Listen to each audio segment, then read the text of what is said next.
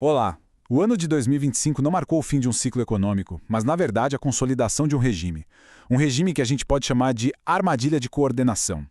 Nesta análise, o nosso objetivo é desconstruir os mecanismos que levaram a economia brasileira a se estabilizar num equilíbrio que é, ao mesmo tempo, estável, previsível e fundamentalmente ineficiente.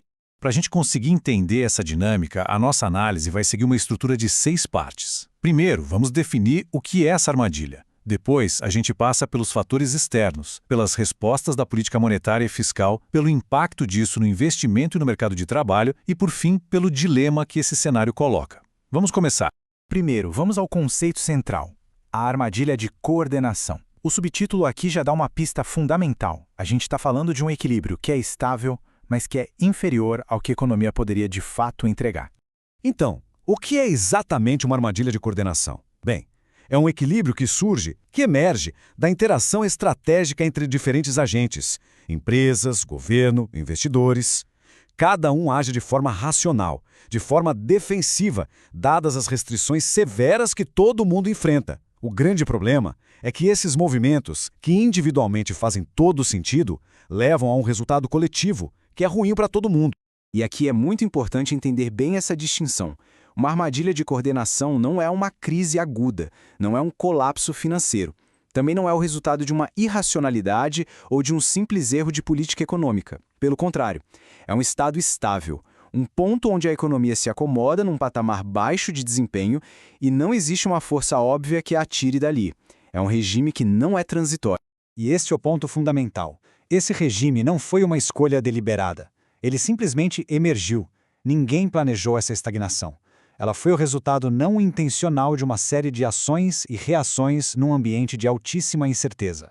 Agora vamos para o segundo ponto, para entender como essa armadilha foi construída. Começando pelo cenário global, o ambiente externo acabou impondo as condições de contorno que ajudaram a formar essa situação toda.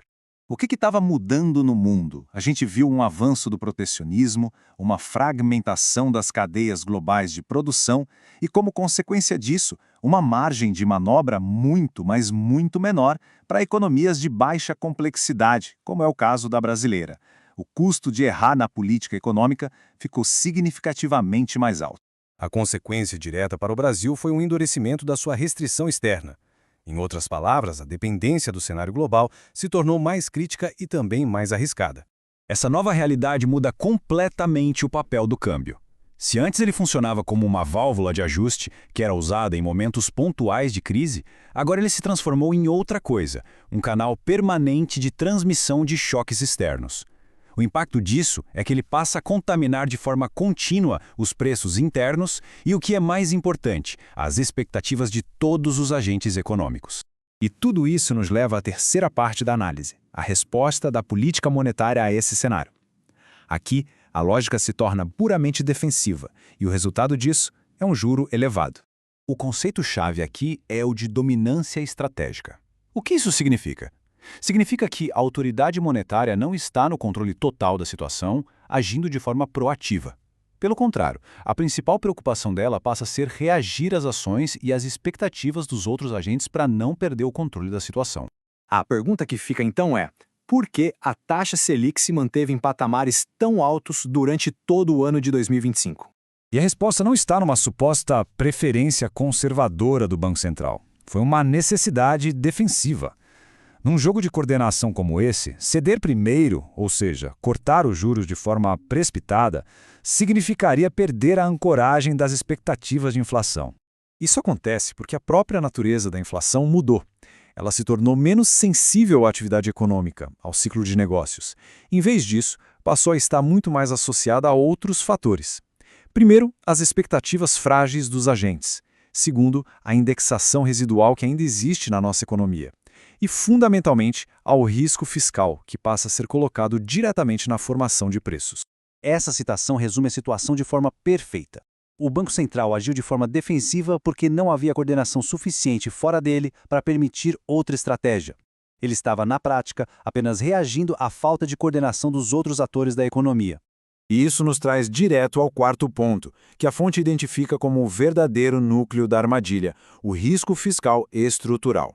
O problema central aqui não é um déficit específico de um ano, mas sim algo bem mais profundo, a incapacidade do Estado de apresentar um plano crível, um plano organizado para suas finanças no longo prazo.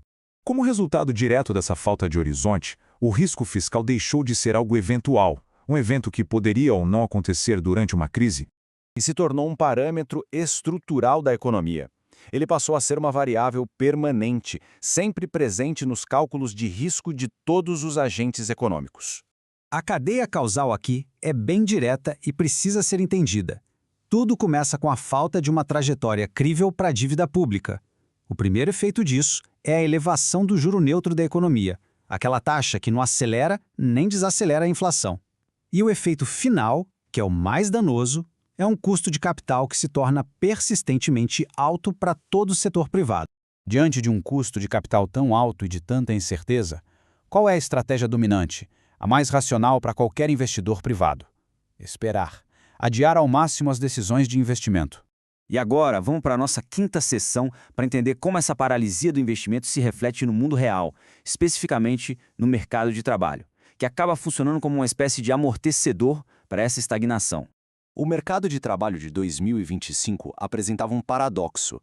Se a gente olhasse só para a primeira métrica, a taxa de desemprego estava baixa, o que sugeria uma certa estabilidade. Só que essa estabilidade era superficial.